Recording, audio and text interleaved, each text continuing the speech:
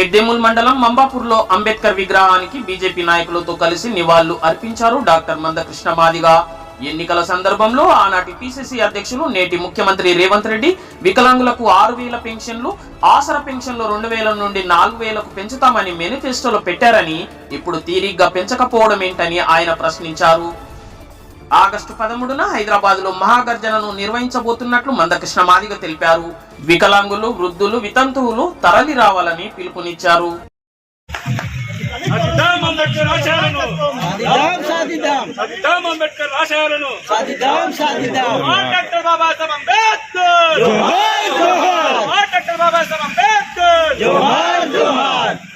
आगे बढ़ो,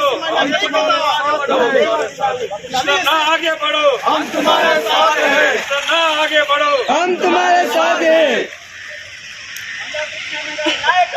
वदिलाले, वदिलाले।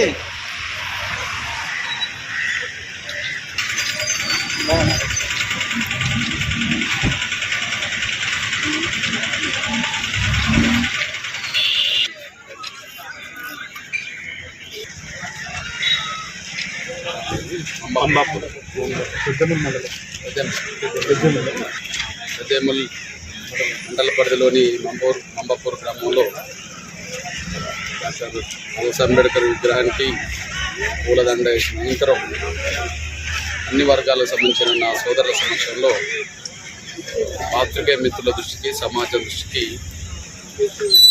ఒక 2-3 అంశాలు దృష్టికి తీసుకోవడానికి నేను ప్రయత్నం చేస్తాను. ఇక్కడ స్వాగతం పలికి, స్వాగతం కప్పి, పూలదండలు వేసి అభినందించిన అన్ని వర్గాల సోదరులందరికీ ప్రత్యేకంగా ధన్యవాదాలు. పాత్రికేయ మిత్రులకు కూడా, ఎలక్ట్రానిక్ మీడియా మిత్రులకు కూడా ధన్యవాదాలు. సోదరులారా, ఈరోజు వికారాబాద్ కేంద్రంగా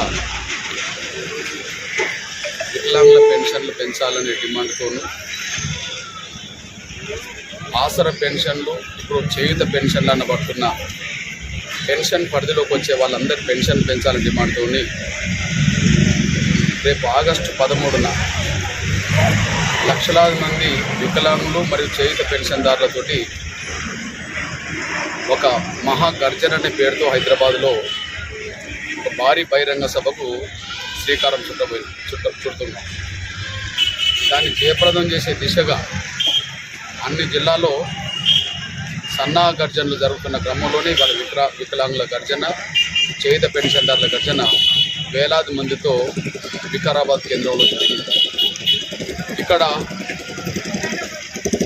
2023లో జరిగిన అసెంబ్లీ ఎన్నికల్లో కాంగ్రెస్ పార్టీ తమ మేనిఫెస్టోలో వికలాంగులకు ప్రస్తుతం ఇస్తున్న 4,000 నుంచి 6,000 పెంచుతామని, వృద్ధులు, వితంతులు, ఒంటరి మహిళలు, ఆసరా పరిధిలోకి వచ్చే ప్రతి వర్గానికి 4,000 పెంచుతామని చెప్పి స్పష్టంగా మేనిఫెస్టో పెట్టడం జరిగింది. ఎన్నికల ప్రచారంలో భాగంగా ప్రస్తుత ముఖ్యమంత్రి, నాటి పిసిసి అధ్యక్షులు రేవంత్ రెడ్డి గారు పదే బహిరంగ సభలో చెప్పడం కూడా జరిగింది. అయితే ఆయన చెప్తున్న దాంట్లో, ఆ రోజు చెప్పిన దాంట్లో మేనిఫెస్టోలో ప్రకటించడమే కాకుండా ఈ నెల మీరు ఓట్లేస్తే వచ్చే నెల పెన్షన్ పెంచుతామని చెప్పడం జరిగింది. అంటే నవంబర్లో మీరు ఓట్లు వేయండి, డిసెంబర్లో అధికారంలోకి వచ్చిన నెల నుంచే పెన్షన్లు పెంచిస్తామని చెప్పడం జరిగింది. దురదృష్టవశాత్తు 19 నెలలు గడిచిపోయింది. 19 నెలలు గడిచిపోయినప్పటికీ వికలాంగుల పెన్షన్ 6,000 ఇవ్వడంలోనూ, వృద్ధులు, వితంతులు, ఒంటరి మహిళల పెన్షన్లు 4,000 ఇవ్వడంలోనూ పూర్తిగా కాంగ్రెస్ ప్రభుత్వం వైఫల్యం చెంది. ఇది 100% కనిపిస్తుంది. బహుశా భారతదేశంలో నేను చాలా రాష్ట్రాల్లో తిరిగి వస్తున్నాను. అన్ని రాష్ట్రాల్లో పెన్షన్లన్నీ ఒకే స్థాయిలో లేకపోవచ్చు, కానీ ఎక్కడన్నా 200, 500, 1000 రూపాయలు పెంచుతామని హామీ ఇచ్చిన తర్వాత ఎక్కడొచ్చిన ప్రభుత్వమైనా అధికారంకి వచ్చిన నెలకో 2 నెలలకో పెంచి ఇచ్చడం జరిగింది.